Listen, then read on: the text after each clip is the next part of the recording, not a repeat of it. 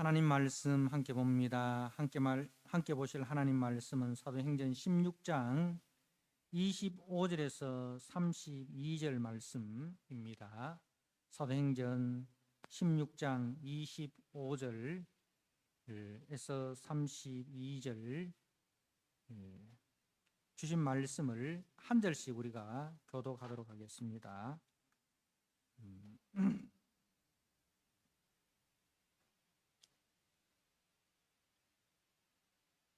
25절입니다. 한밤중에 바울과 실라가 기도하고 하나님을 찬송하며 죄수들이 듣더라.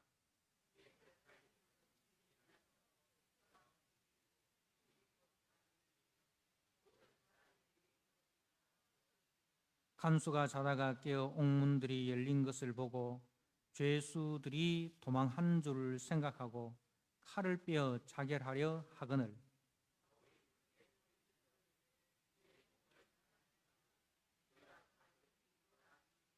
간수가 등불을 달라고 하며 뛰어들어가 무서워 떨며 바울과 실라 앞에 엎드리고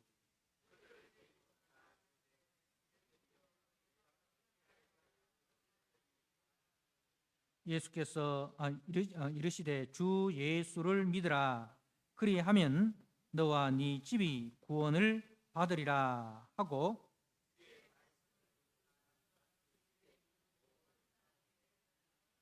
아멘. 오늘 사도행전 16장 25절 이하의 말씀 주 예수를 믿으라 라는 제목으로 주신 말씀을 함께 나누고자 합니다. 오늘 본문의 말씀은 이제 바울이 2차 전도 여행 중에 바울의 생각은 이제 아시아 지역, 지금의 이제 터키 지역으로 계속 복음을 전하고자 하는 것이 바울의 계획과 생각이었습니다. 그런데 이제 바울의 그 생각과 발걸음을 하나님께서 옮기십니다. 이제 하나님께서 바울에게 이제 환상 가운데 이제 마게도냐 사람들이 와서 우리를 도우라 하는 그 환상을 보여줍니다. 그래서 바울이 이 하나님의 계획하심과 뜻하심은 이 유럽을 향해서 복음이 먼저 전파되는 것이구나 하는 것을 이제 깨닫고 그 발걸음을 이제 유럽으로 옮기는데 그 유럽의 관문 그 마게도냐의 첫 번째 성이 이제 오늘 우리가 보게 되는 그 빌립보 성입니다. 그래서 이제 이 빌립보는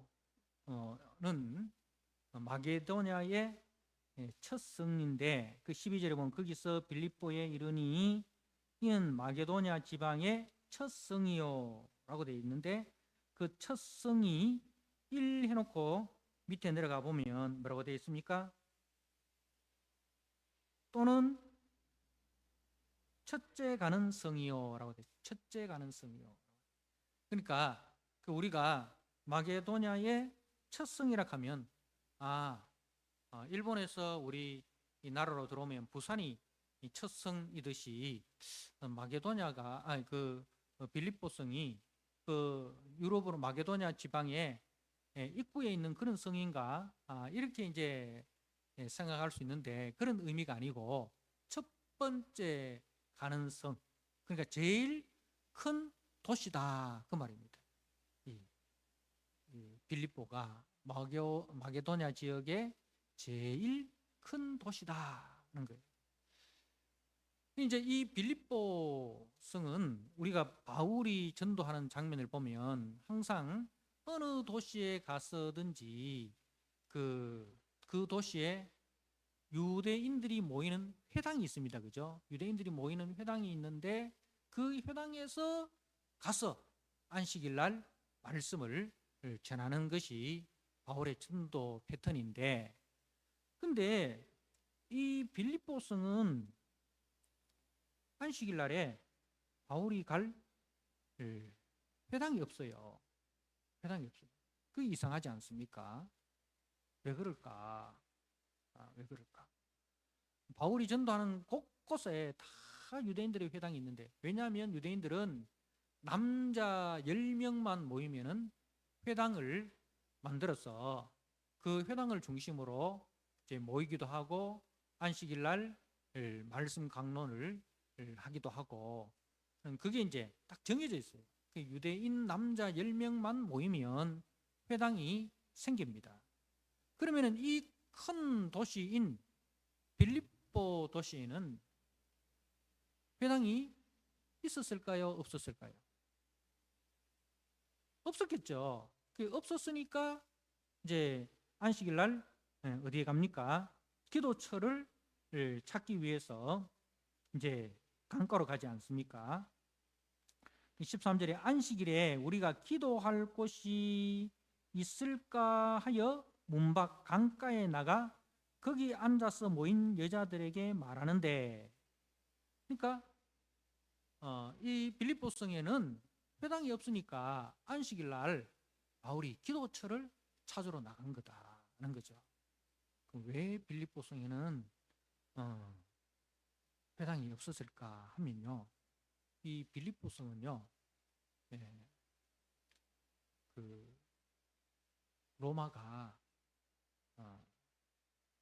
이 빌립보성을 가장 로마의 모습을 본따서 만든 도시.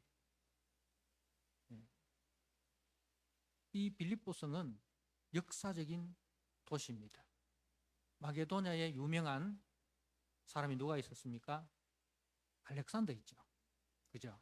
알렉산더 대제가 마게도냐 출신입니다. 그 알렉산더의 아버지의 이름이 필립이에요. 그래서 알렉산더가 아버지를 기념하여 아버지의 이름을 따서 지은 도시가 빌립보입니다. 그러니까 이 도시가 얼마나 잘 지었겠어요. 그래서 이제 이 로마가 이 빌립보성을 정복하고 난 이후에 가장 이제 로마처럼 만듭니다. 모습만이 아니라 그 정신까지도 로마의 정신으로 만들어 버립니다.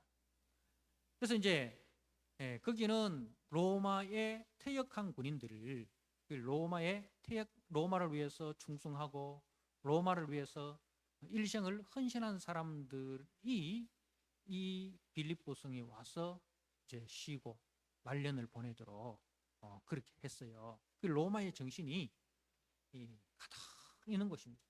근데 이 로마의 정신에 가장 방해되는 사람들이 누구냐면 유대인들이었어요. 그래서 이제 이 빌립보성에는 유대인 남자들을 다 추방해 버렸습니다. 유대인 남자들을 다 추방해 버려서 여자들이 아무리 많아도 남자 10명이 안 되면 이제 회당을 못 지어요. 그래서 이제 회당이 없는 거죠. 그래서 이제 이 빌립보성에서 이제 복음을 전하는데, 첫 번째 성도가 누굽니까?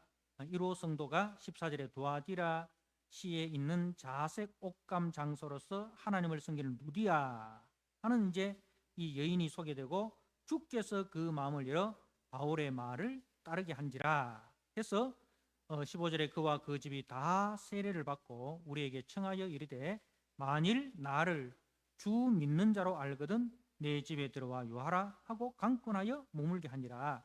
그러니까 이 자색 옷감 장사, 비단 장사란 말이죠. 굉장히 고급 옷감을 다루는 이제 그 장사를 하였기 때문에 굉장한 부자라 이렇게 볼 수가 있습니다. 그래서 이 사람을 이제 하나님께서 이 사람의 마음을 열어서 예수를 믿게 하고, 이 사람의 집이 이제 빌립보성의 첫 교회가 되게 하고, 바울이 이 집을 거점으로 해서 빌립보성의 복음을 전합니다. 자, 그리고 이제 16절에 우리가 기도하는 곳에 가다가 점치는 귀신 들린 여종 하나를 만나니 점으로 그 주인들에게 큰 유익을 주는 자라. 그가 바울과 우리를 따라와 소리질러 이르되 이 사람들은 지극히 높은 하나님의 종으로서 구원의 길을 너에게 전하는 자라 하며 이같이 여러 날을 하는지라. 그야말로 귀신같이 안다고 이 귀신이 바울 전도대를 아는 거예요. 이제 이 사람들은 지극히 높은 하나님의 종이다. 구원의 길을 너에게 전하는 자라. 네. 틀린 말이 하나도 없죠. 그렇죠? 틀린 말이 하나도 없습니다. 그야말로 귀신이 전도하고 있습니다. 귀신이 전도하고 있어요. 그런데 이게 여러분, 이게 복음이 덕이 될까요? 아니면 복음을 회방할까요? 그 말은 맞는데 이게 귀신이 그렇게 사단이 들린 자가 그렇게 하고 돌아다니니까 이게 덕이 안 되는 거죠. 그래서 바울이 이 심히 괴로워하여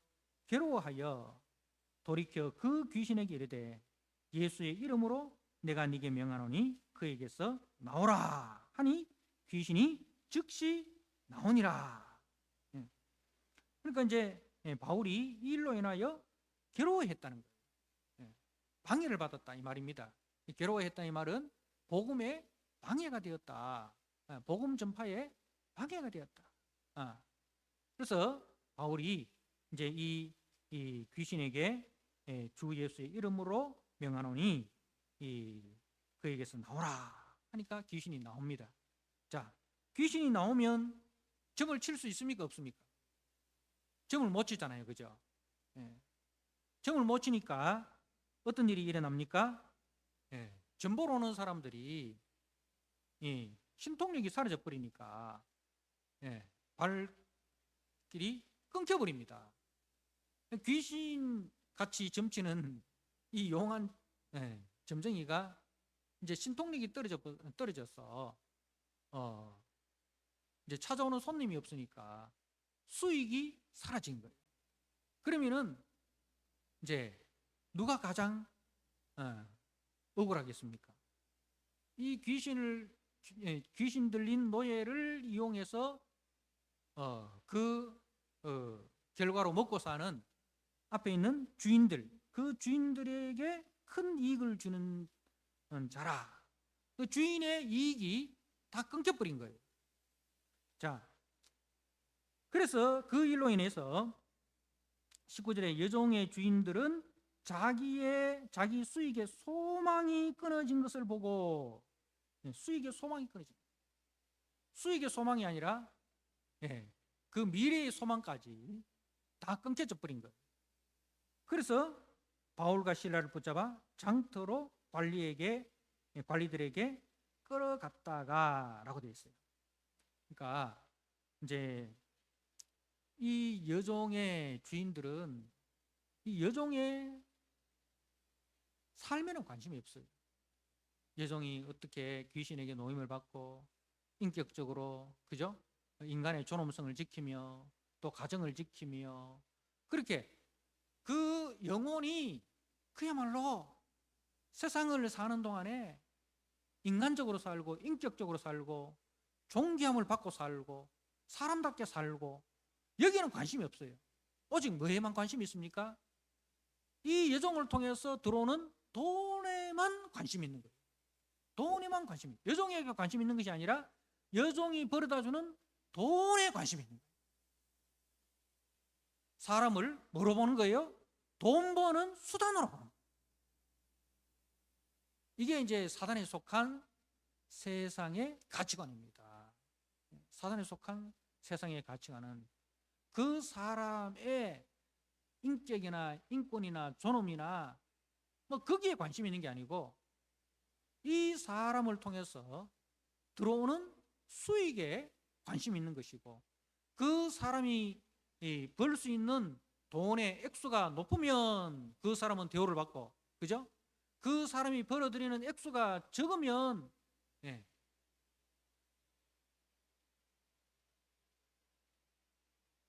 존경함이 아니라 비천한 대우를 받게 되는 거죠. 그래서 오늘날 세상이 다 그런 사람 되기를 원하지 않습니까? 예. 이제 다 의사가 되고 판사가 되고 검사가 되고 변호사가 되고, 예, 좋은 기업에 들어가고, 예. 결국은 왜 그럴까? 예. 여러분, 예, 의사가 되고 판사가 되고 변호사가 되면 그만큼 그 사람의 인간의 존엄이 올라갑니까? 인격이 올라갑니까? 인격과 그것이 비례합니까? 예. 인격적으로는 모자라도 이제 사람만 잘 살리면 명예가 되지 않습니까? 그죠? 인격은 좀 모자라도 야구를 잘하고 축구를 잘해가지고 국가 대표가 되면 다 존경을 받고 그렇지 않습니까? 그러면 하나님도 과연 그럴까요? 하나님도 우리를 그렇게 보실까요? 자, 바울의 관심은 어디 있습니까?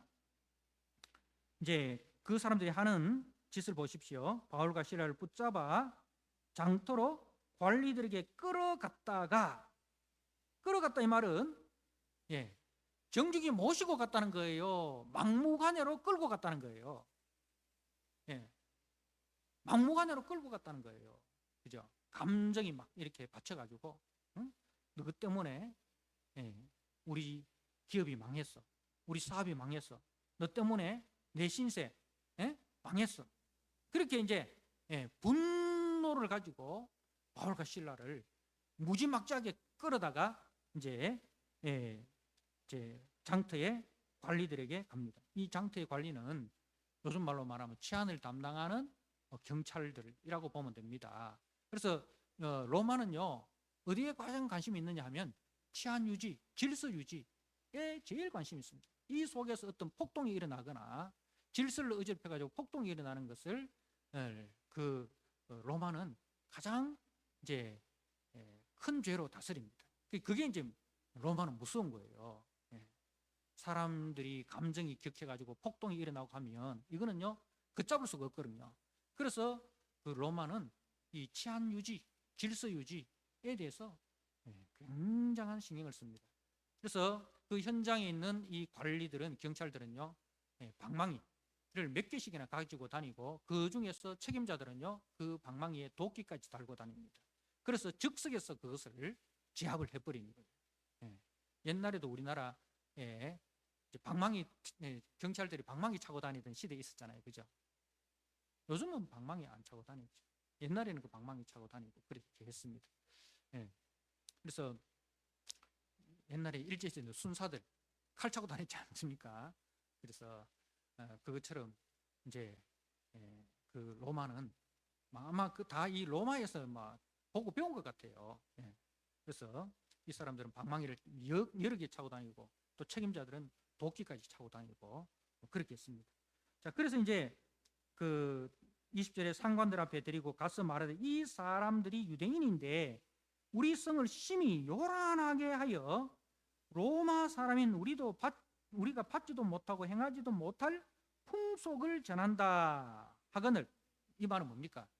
질서를 어지럽히고 있다. 로마의 질서를 어지럽히는 사람들이다, 이 말입니다. 그러니까 로마가 가장 신경 쓰는 분야가 사회 질서 유지인데 이 질서를 어지럽히는 사람이다.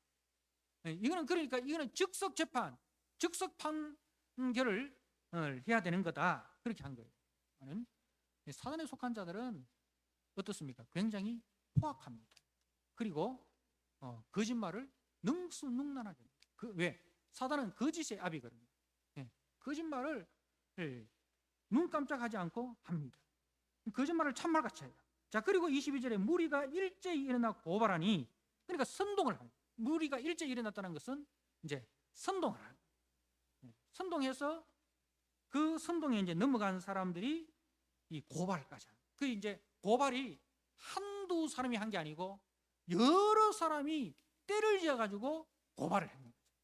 자, 그러니까 상관들이 옷을 찢어버리고 매로 치라 하여, 그러니까 즉석 재판하는 거예요. 상관들이 옷을 찢어 벗기고 매로 치라 차고 있던 그 몽둥이로 이제 바울과 실라를 무자비하게 구타했다는 말입니다.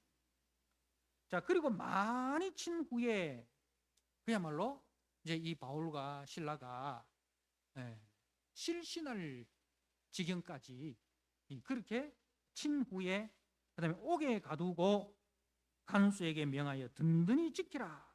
옥에 가두고. 이 옥은요, 그 로마의 옥은 세 종류가 있습니다.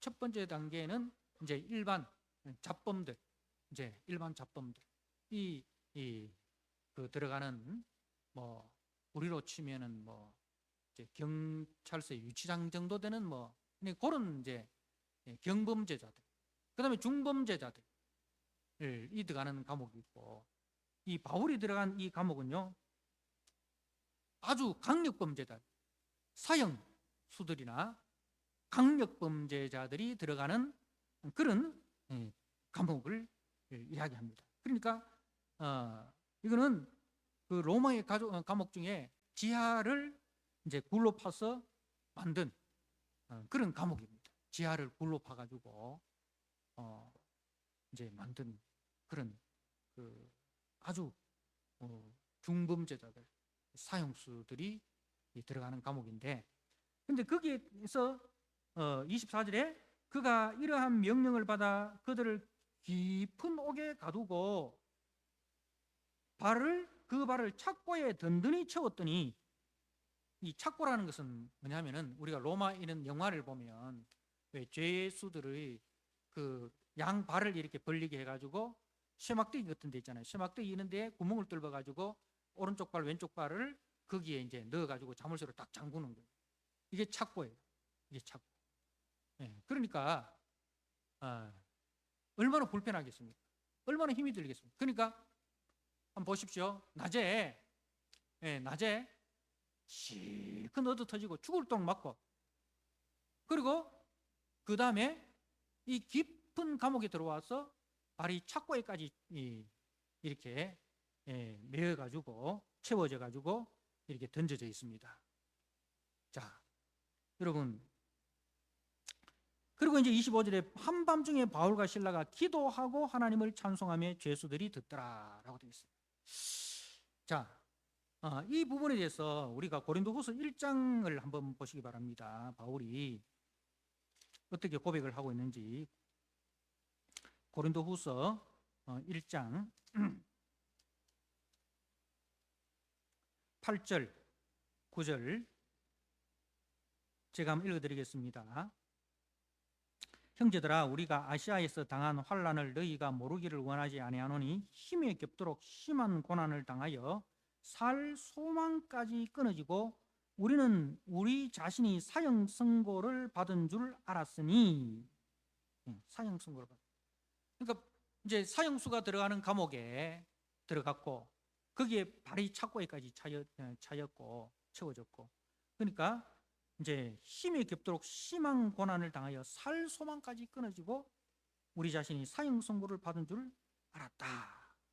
이는 우리로 자기를 의지하지 말고 오직 죽은 자를 다시 살리시는 하나님만 의지하게 하심이라.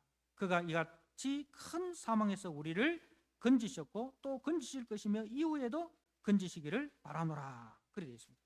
바울이 이 빌립보 감옥의 경험을 이제 이렇게 회상을 하고 있습니다.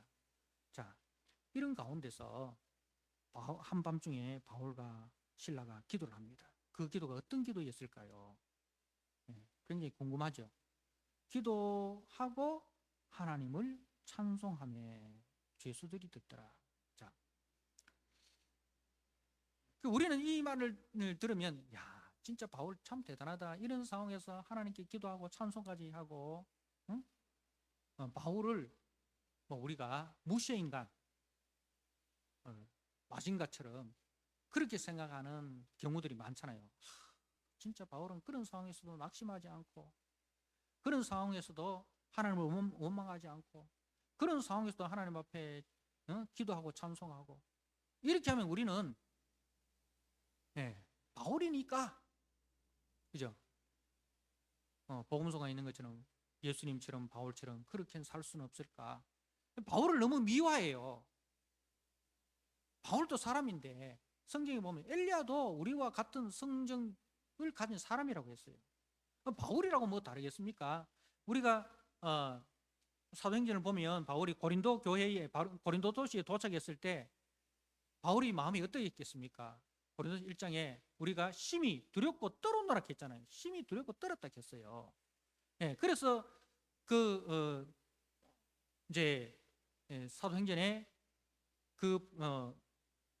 하나님께서 바울에게 이제 뭐라고 이야기하십니까? 오늘 우리가 미엘성경 본문에서도 이제 보았지 않습니까? 하나님께서 바울에게 이제 위로하십니다. 바울을 이제 위로하십니다. 자, 18장 9절에 밤에 주께서 환상 가운데 바울에게 말씀하시되 두려워하지 말며 침묵하지 말고 말하라. 하나님께서 환상 가운데 두려워하지 말며 침묵하지 말고 말하라. 이 말은 뭐예요? 두려워하고 있고 침묵하고 싶다는 거예요. 더 이상 두려워서 말이 안 나오는 그런 지금 상황이었다. 그래서 바울이 많이 위축이 되어 있었다. 그런 거예요. 그래서 이제 하나님께서 내가 너와 함께 있음에 내가 너와 함께 있다. 내가 너와 함께 있고 그래서 어떤 사람도 너를 대적하여 해롭게 할 자가 없을 것이니 이 성중에 내 백성이 많음이라 라고 되어 있어요. 그러니까 하나님께서 이 바울에게 용기를 주시기 위해서 환상 가운데 나타나신 거예요. 그래서 두려워하지 말아라, 침묵하지 말아라, 내가 너와 함께한다. 이제 어떤 사람도 너를 대적할 사람이 없을 것이다. 이렇게 바울을 격려하는 거예요. 자, 그처럼 바울이 이 속에서 어떤 기도를 했을까요? 사람이요, 본능적으로 우리가 어려움을 당하면 뭐가 나옵니까? 하나님 살려주세요. 가 나오는 거 아닙니까? 여러분, 본능적으로 힘들고 어려운 일이 있을 때 환난은 인내를, 인내는 연단을, 연단은 소망을 낳는 줄 알미라. 하나님 감사합니다. 하나님 찬송합니다. 그거는 사람이 아니죠. 그건 사람이 아니죠.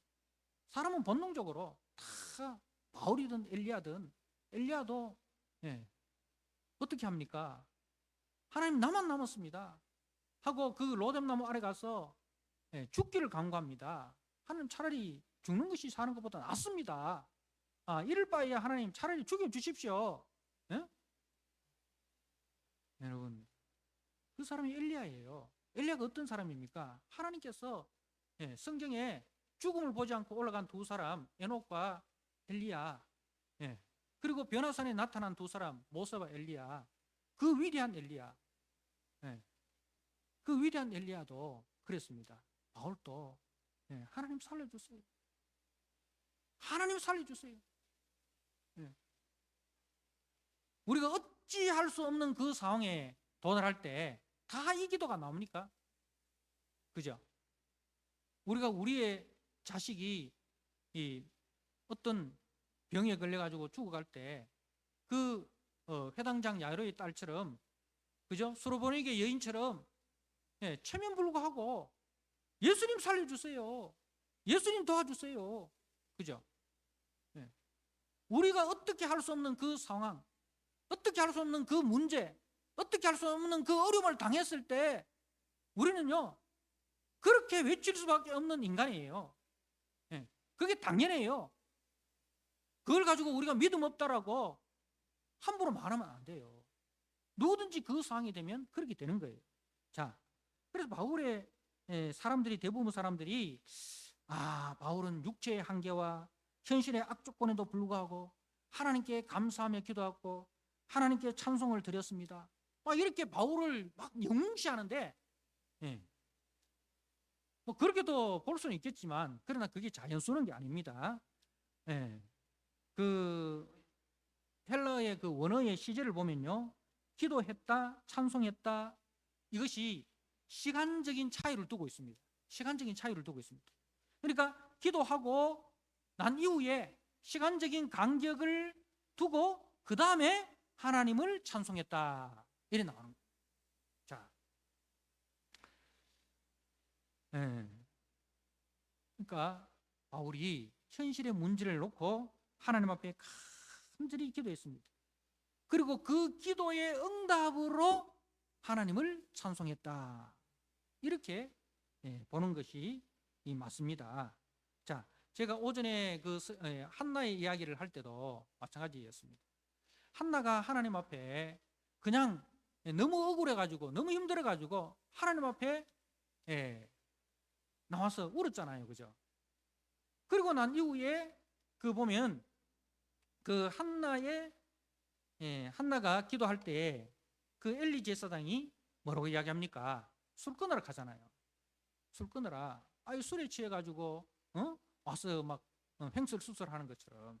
그때 이 한나가 뭐라고 이야기합니까? 자, 사무엘상 1장에 그 한나의 대답을 한번 보십시오.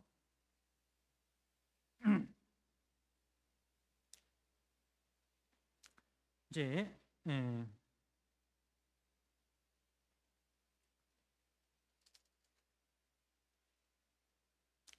14절에 1장 14절에 엘리가 그에게 이르되 네가 언제까지 취하여 있겠느냐 포도주를 끊으라 하니 한나가 대답하여 이르되 내 주여 그렇지 아니하니이다. 나는 마음이 슬픈 여자라 포도주나 독주를 마신 것이 아니요 여호와 앞에 내 심정을 통한 것뿐이오니. 내 심정을 통하였다. 내 심정, 내 마음에 내 마음을 주님께 아뢰었다. 내 그 억울함과 내 원통함과 그죠? 내 그 아픔을 하나님 앞에 아뢰었을 뿐입니다. 심정을 통하였다. 자, 그리고 이제 이제 10절에 한나가 마음이 괴로워 여호와께 기도하고 통곡하며 그리고 그 이후에 서원하여 나오는 거예요.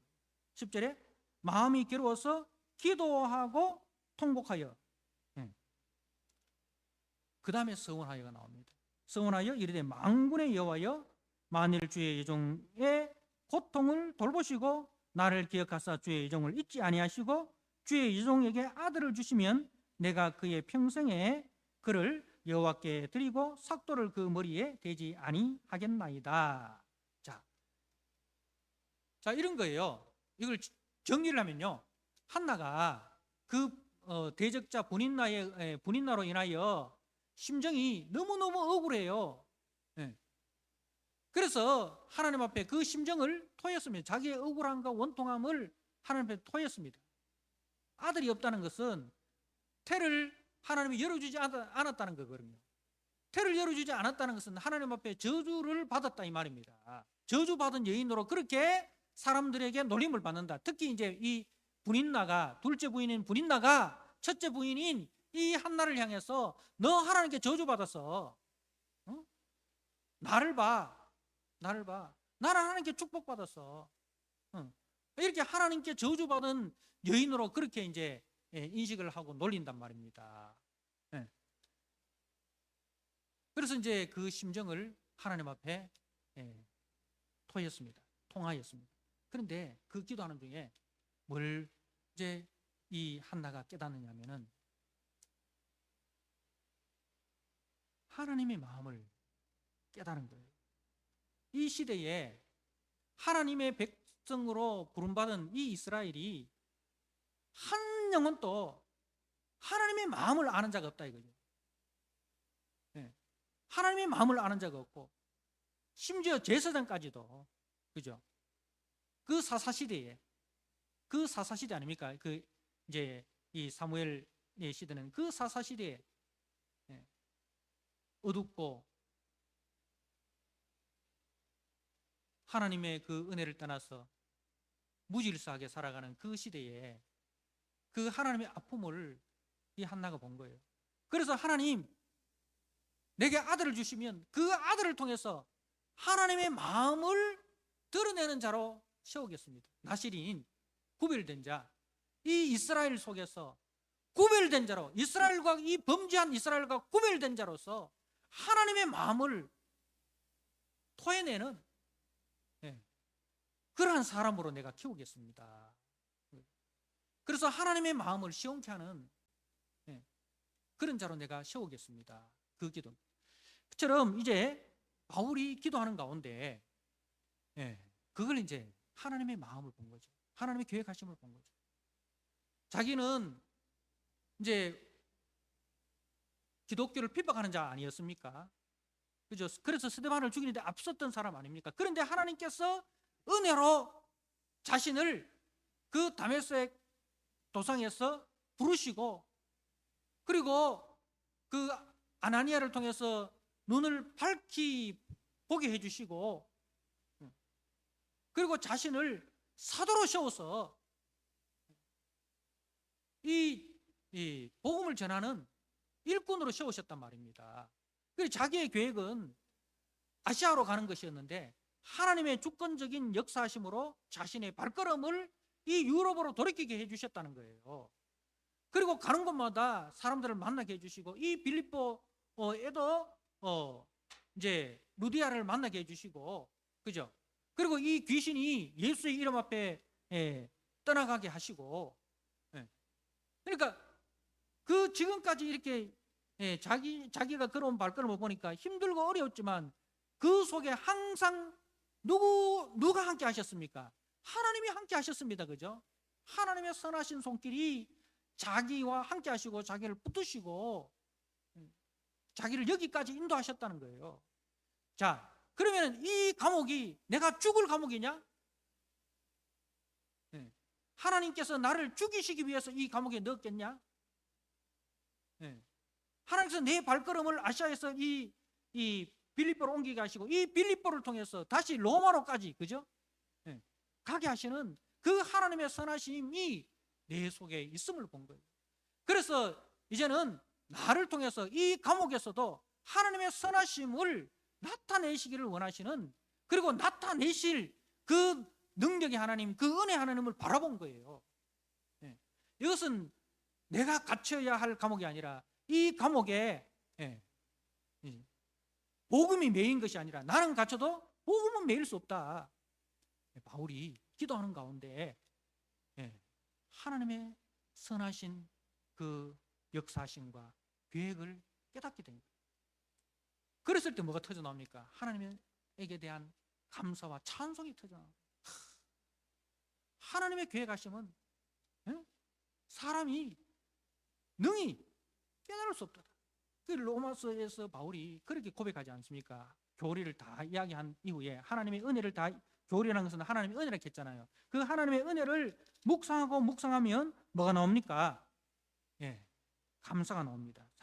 로마서 11장 33절에 깊도다 하나님의 지혜와 지식의 풍성함이요 그의 판단은 헤아리지 못할 것이며 그의 길은 찾지 못할 것이로다. 누가 주의 마음을 알았느냐? 누가 그의 모사가 되었느냐? 누가 주께 먼저 드려서 갚으심을 받겠느냐? 이는 만물이 주에게서 나오고 주로 말미암고 주에게로 돌아감이라. 그에게 영광이 세세에 있을지어다. 아멘. 하나님의 은혜를 묵상하면 뭐가 나옵니까? 감사가 나오고 감탄이 나올 수밖에 없습니다. 찬송이 나올 수밖에 없습니다. 그 하나님의 계획하심은 너무너무 커서 우리가 능히 헤아릴 수 없다. 지금 내가 비록 이 로마의 이 빌립보 감옥에 갇혀 있지만 이것을 통해서도 역사하실 그 하나님, 어떻게 역사하실지 알 수 없지만 하나님 반드시 역사하신다. 그걸 믿고 바울이 하나님 살려주세요라는 기도에서 뭐가 나옵니까? 하나님의 그 구원 계획을 보게 되고 그 구원 계획에 대한 감사가 나오고 찬송이 나온 거예요. 그래서 하나님을 찬송하며 죄수들이 듣더라. 죄수들이 듣더라. 여러분,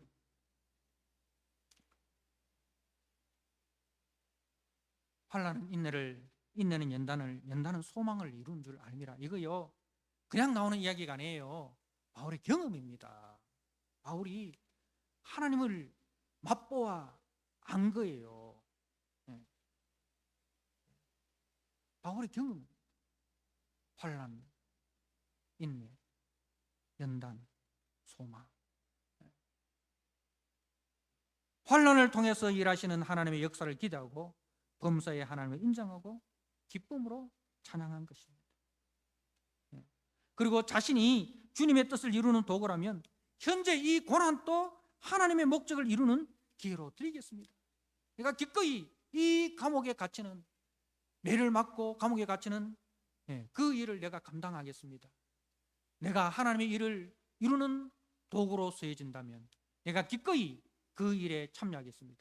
이게 두 자로 하면 뭐냐면 형통입니다. 형통. 우리가 성경에 형통한 인물이 이 요셉이지 않습니까? 창세기 39장 2절, 3절, 23절. 그를 이제 요셉이 보디발의 아내 집에 갔는데 요셉을 통해서 보디발의 집이 형통하게 되고, 요셉이 그 감옥에 갔는데 요셉을 통해서 그 감옥이 형통하게 되고, 그 형통이라는 뜻은 내가 잘 되는 게 아니에요. 나를 통해서. 나는 고난받고 내가 힘들지만 그러나 그 일을 통해서 하나님의 구원 계획이 이루어진다면 내가 그 구원 계획에 내가 산 제물로, 산 제사로 내가 드리겠습니다. 그게 형통이에요. 그래서 나는 힘들고 어려운데 나의 힘들고 어려움을 통해서 하나님의 구원 역사가 일어나고, 그죠? 하나님의 그 선하심과 하나님의 능하심이 사람들에게 보여지는 것, 그게 이제 형통입니다. 그래서 이제 이 사람들이 듣더라는 것은 그냥 들었다는 것이 아니라 주목하여 경청하였다. 그 죄수들이 바울의 그 기도를 주목하고 들었다 이거죠. 처음에는 살려주세요라고 하더만은 이상하게 그 다음에는 하나님에는 감사가 나오고, 그죠? 그다음에 하나님께 찬송이 나오고, 그것을 이제 이 죄수들이 귀를 기울여 들었다. 자, 근데 그 뒤에 어떤 역사가 일어납니까? 26절에 이에 갑자기 큰 지진이 나서 옥토가 움직이고 문이 곧 다 열리며 모든 사람의 매인 것이 다 벗어진지라. 큰 지진은 그때 이 세계에서는요, 지진은 하나님의 진노라고 보는 거예요. 그리고 거기에 있는 이 바울이 기도하고 찬송하는 걸 들었던 이 죄수들이 저들이 믿는 신이 노하셨구나. 저들이 믿는 신이 노하셨구나. 이렇게 이제 보고, 그리고 그 신의 자비와 은혜를 이제 자기들이 구하는 거예요. 자, 그래서 옥토가 움직여 문이 다 열리며 모든 사람의 매인 것이 다 벗어진다.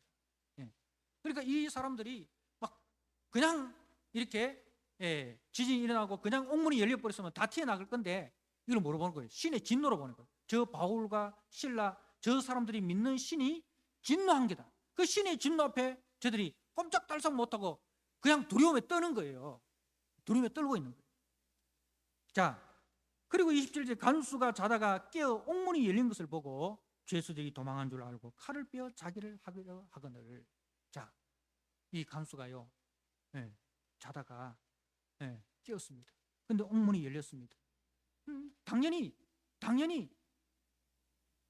뭐로 생각했겠어요? 누군가 이 사람들을 구하기 위해서 밖에서 사람이 들어와가지고 옥문을 열었다고 생각하는 거죠. 자기들이 이 간수는 자고 있었으니까 그 상황을 모르잖아요. 그러니까 누군가 이 사람들을 구출하기 위해서 밖에서 누가 사람 들어와서 옥문을 열었다. 그래서 죄수들이 다 나갔다. 그러면 어떻게 됩니까? 그 책임져야 되는 거예요. 그 책임을 자기가 살면은 자기와 자기 가족들이 다 책임져야 되는 거예요. 그러면 가족들을 살리기 위해서 자기 혼자만 죽으면 가족들은 살 수 있다라는 그 생각을 가지고 자기가 죽음으로써 가족들을 보호하고자 하는 그런 마음으로 이제 자기를 하려고 합니다.